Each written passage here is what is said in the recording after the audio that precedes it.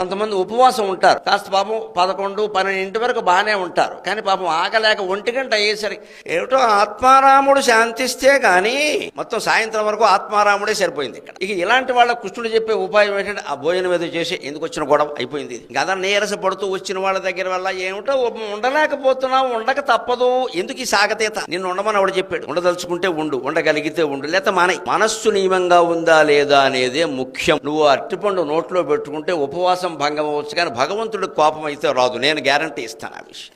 ఎందుకంటే ఉపవాసం అనే దానికి సంస్కృతంలో అర్థం ఏమిటంటే ఉప అంటే సమీపే, ఉపవాసం భగవంతునికి సమీపంలో ఉండడం. సమీపంలో ఉండడం అంటే ఇక్కడ మఠం వేసి కూర్చోవడం కాదు, ఇక్కడ నీ మనస్సు ఆయన్ని స్మరిస్తూ ఉండడం సమీపంలో ఉండడం. మనస్సు భగవంతుడిని స్మరిస్తూ ఉన్నప్పుడు నువ్వు 2 ఇడ్లీ తిన్నా, 2 అరటిపళ్ళు తిన్నా, ప్రాణం నిలబెట్టుకుందుకు ఏదైనా చేసినా ఆయనకి ఏమి అనిపించదు.